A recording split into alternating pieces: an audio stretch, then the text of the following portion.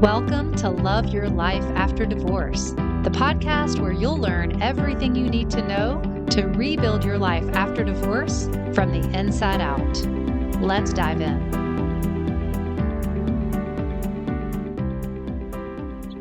Hey there, friend, and happy Monday. You may not be listening to this on a Monday, but just so you know, every Monday morning I release a new podcast episode. I think Monday is just a great day to release something new, to start off your week with some good motivation, some good information, a new way to look at something. So happy Monday to you. Today we're going to talk about self-care. What do you think of when you hear the term self-care? Bubble baths, pedicures, getting your hair done?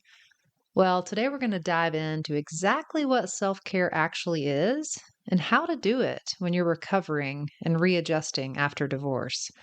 So here's a really simple definition of self-care from the good old dictionary. It's the practice of taking an active role in protecting one's own well-being and happiness. My definition of self-care is really simple: giving yourself what you need or making sure you get your needs met. Another way to think of self care is it's something that your future self will thank you for. So you're doing something for yourself in this present moment that makes you feel cared for, that makes you feel valuable, that makes you feel like you're prioritizing yourself, that you matter. Now, we all have different needs, and so self care will look a little bit different for each person. We all have unique situations, things that we've been through, personalities, things that make us feel alive or well. And so there's no cut and dried answer for what self care activities apply to everyone. Different activities are going to speak to us in different ways. One of the ways I like to think about our holistic selves in relation to self care is I like to think about breaking self care down into 4 different categories: physical, mental, emotional, and spiritual. Now, obviously, there will be some overlap in a certain activity that you choose and, trying to decide whether to put it in a certain category. It doesn't necessarily matter. And I'm not recommending that you categorize all of your self care activities. But the point of thinking about having different categories is just that you are paying attention to all the different facets of who you are, all the different ways that you can meet your needs and take good care of yourself in a well rounded way. So, some examples of emotional care, for instance, is allowing emotions. That's a big one. And I did a whole podcast episode on this. And basically, the idea is that no emotion is wrong to feel.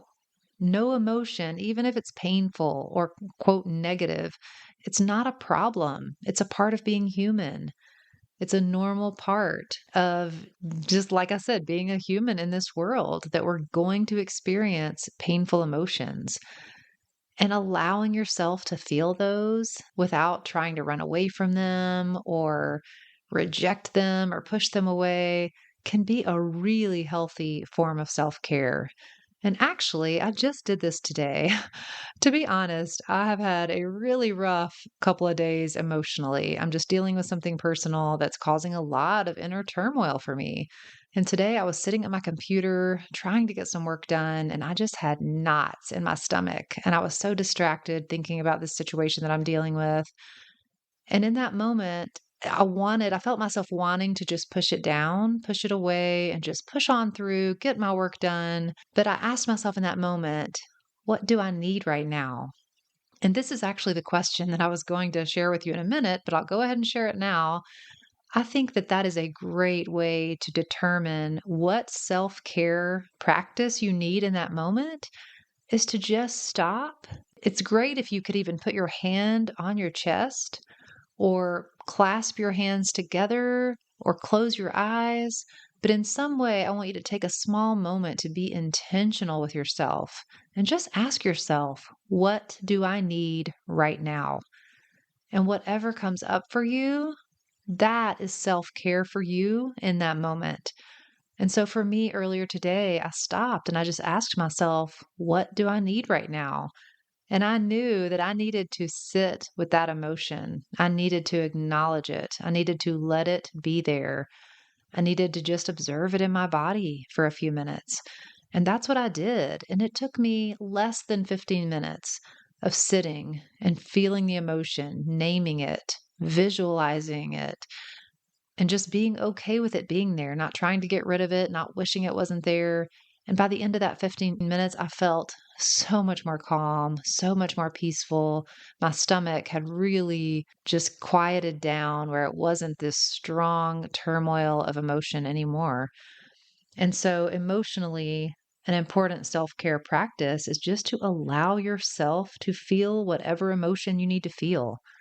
Another great self care practice for your emotional health is to journal or to talk to someone about what you're thinking and how you're feeling.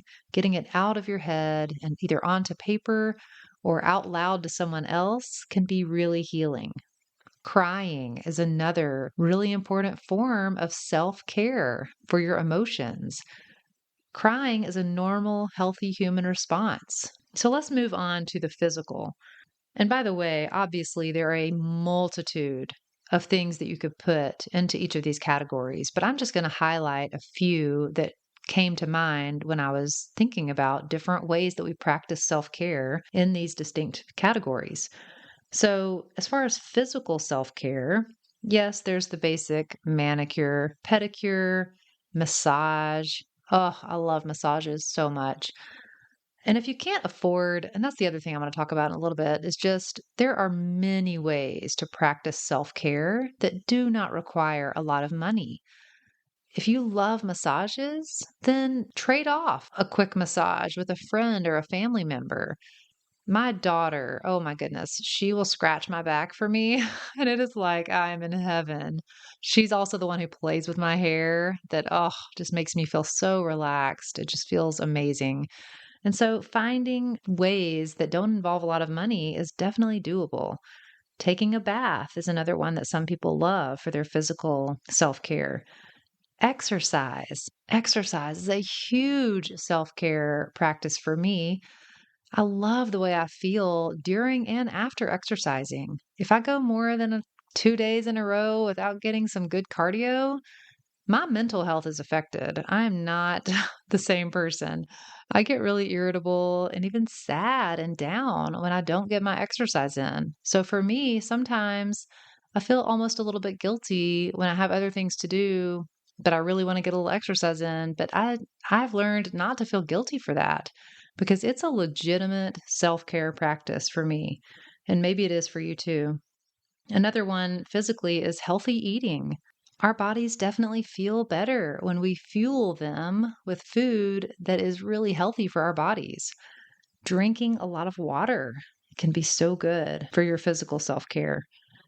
So, as far as mental self care, things like setting boundaries and sticking to them, it's taking care of your mental health in the way that you know you need to, that helps you feel safe and protected. Another way to practice mental self care is to be aware of what you're thinking, choose what to think on purpose, and practice thinking your new thoughts. One of my favorite ways to do this is to write a brief thought or a mantra or a phrase on a little sticky note and put it somewhere where I know I'm going to see it. I have a client right now who created one of these based on a little assignment I gave her, and she stuck it to her refrigerator because she knows that she's going to be at her refrigerator multiple times a day. It has really helped her stay on track and stay focused on this new thought that she's trying to develop. Another idea is reading any kind of book that brings you joy, that makes you feel calm and peaceful, or that gives you new insight. Listening to podcasts is another great way to practice your mental self care. And then the last category that I've listed here is spiritual. There are so many varieties or ways that we can be spiritual. So I don't mean just religious here. You can be spiritual by being in nature, by observing something beautiful.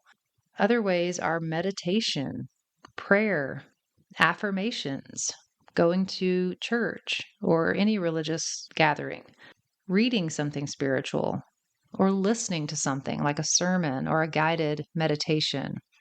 So, all of these are just ideas of ways that you can practice self care. And as I said previously, self care will look different for each person. Just pay attention and don't do self-care activities that you think, well, this is what I've been told is self-care, so I guess I should be doing this, even though it doesn't really feed my soul or make me feel any better. You don't have to do things that don't resonate with you and don't feel like you are meeting your own needs. So get creative. I'd love to hear from you. What are some ways that you practice self-care? Maybe what's a way that you think that not a lot of people identify with as self-care? Another interesting thing to think about in regards to self-care is that sometimes we need something specific, but then another time we may need the opposite. We don't always need the exact same self-care activities. For example, I think mentally and emotionally, sometimes what you really need is being with other people, spending time with friends, doing something social that gets you out of your house or out of your normal routine, something maybe a little bit exciting, going and trying a new activity. Sometimes that is the best self care you can give to yourself. But other times, being alone is what you really need. Sometimes you're depleted. Maybe you've spent a lot of time with other people, and especially if you're an introvert, that really drains your battery and your energy. And you need time alone to recharge and to feel like you can be calm and peaceful. And so it's just important to recognize that even when you identify an activity for yourself as self care, it doesn't mean that you're always going to need to participate or to do that certain activity when you need to care for yourself. So, again, this goes back to that idea of really getting in touch with yourself, tapping into what you need in that exact moment. You may need something different from week to week. And so, learning how to be sensitive to your own needs is really an important part of self care. Now, sometimes we find it really difficult to practice self care. And I think there are a couple of different reasons for this. One is sometimes we are just in survival mode. We are just trying to make it through the day, especially when you're going through something really challenging or life changing, like a divorce. Even after the divorce is over, you may still find yourself just living in this survival mode. And it's kind of ironic because when you're stressed and you're overwhelmed and you're dealing with a lot of new circumstances and you're having to figure your life out, that's the time when you really need self care, but sometimes that's the hardest time to give it to yourself. And I want to offer here that self care is incredibly important. And I think it's an important skill for all of us to develop, no matter what you're going through. But sometimes you need other people to step up and care for you. Sometimes you just don't have the capacity or the motivation or the self-awareness to take good care of yourself. And it's important to allow other people in your life who care about you and who are able to and are willing to step in and help you out, whether that's logistically or whether it's emotionally, physically, spiritually, mentally, in whatever way you need it. Please allow other people to help you.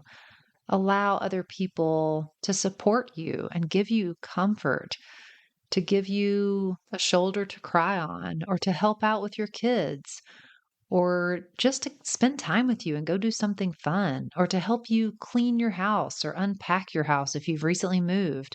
In whatever way that you need help, sometimes you can't give it to yourself, and you really need to rely on other people in your life for that. So just keep that in mind as you go through a really unique time in your life, like divorce or rebuilding your life after divorce. Now, I just want to acknowledge that you may be listening to this and thinking, I don't have people like that in my life. I don't have really close friends or family members who are willing to step up and really help me in this circumstance that I'm in. And if that's you, I'm really sorry to hear that. And I know that it can feel incredibly lonely.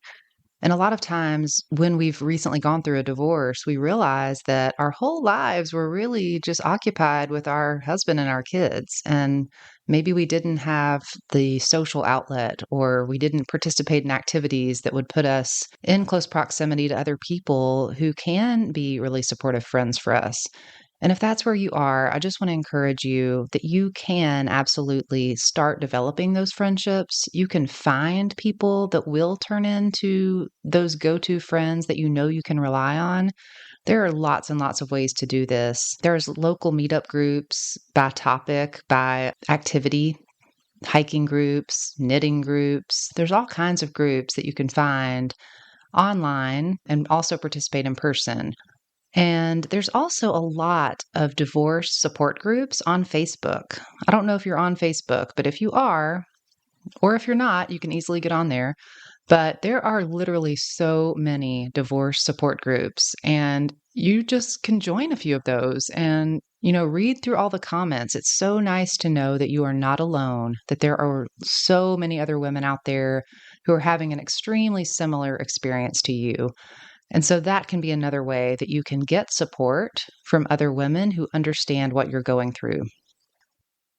Another reason I think we sometimes find it really challenging to give ourselves the care that we need is because as women, we have been conditioned from a young age that our role is to care for others. We've been taught to be unselfish, to anticipate other people's needs, to put other people above ourselves.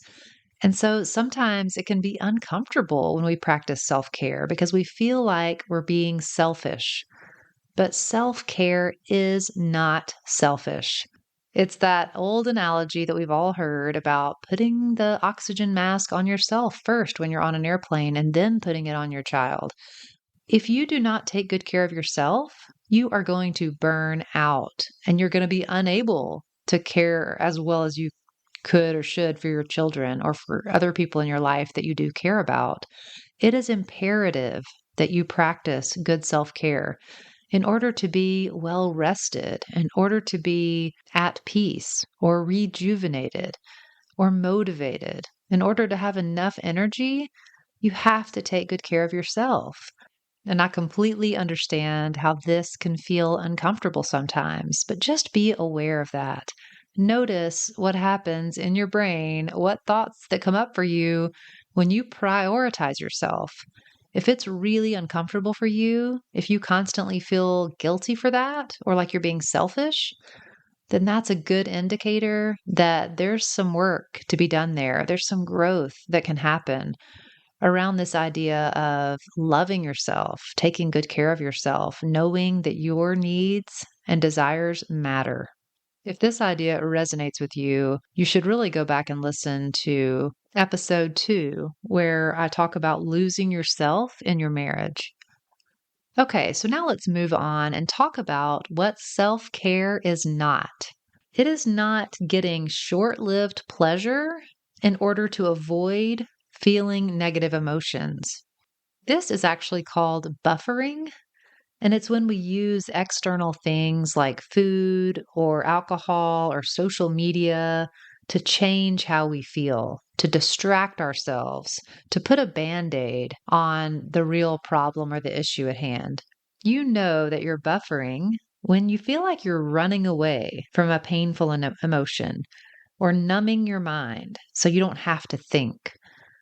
Other ways we buffer are overeating, buying things for ourselves, pornography, overworking, scrolling for hours on social media. Now, the activities themselves don't make it buffering, but it's what your motivation is for doing the activity. Are you using it to avoid feeling a painful emotion or to escape your life? Then it's buffering. And also, buffering usually has some really obvious negative consequences. we become overweight and our bodies can get unhealthy when we use food for comfort. We can become addicted to drugs or alcohol when we use those to escape our lives. We can become addicted to porn. We can rack up a lot of debt if we use buying things for ourselves as a way to make ourselves feel better. Your relationships might suffer if you do a lot of these type of buffering activities. So, if you're trying to decide whether something you're doing is actually self-care or buffering, take an honest look at why you're doing it and at the effect that it has on your life. Self-care activities make you feel rejuvenated or rested or cared for. Self-care activities put you in a better space. They help you feel more peaceful or content or settled. Buffering activities, on the other hand, make you feel worse in the long run. Your future self will thank you for the self-care activities that you do. But those buffering activities are going to cause your future self to be a little worse off. So I just really want to encourage you this week to check in with yourself. Put that hand on your chest, close your eyes, ask yourself, what do I need right now? Maybe you ask yourself, what do I need in this exact moment? Or maybe you think about this week ahead of you and all the things that you have coming up and ask yourself, what do I need for this week? Or maybe even, what do I need for this season of my life? What area have I neglected for way too long? Just figure out one way this week that you can take a little better care of yourself. Identify just a couple, one or two self-care activities that you can practice this week. You deserve to be well taken care of. And honestly, you are the best person for the job because you know yourself way better than anyone else. And you are with yourself all the time. So there's lots of opportunities for you to check in with yourself, for you to ask yourself what you need, and for you to give yourself what you need. Practicing self-care can really allow you to become a better version of yourself. It can help you be on that path to creating a life that you really enjoy living after divorce. Because honestly, it's really about the inside. It's about how you feel about yourself. It's about how you're functioning on a daily basis. It's about how well you're taking care of yourself, which allows you to show up for yourself and for other people in the best way possible. Maybe you have been neglecting your own needs for way too long. Now's the time. Now's the time. Don't wait another minute. Don't put it off another day. You deserve to be loved, to be well taken care of, to get your needs met, to enjoy your life. So take good care of yourself this week, and I will talk to you again next week.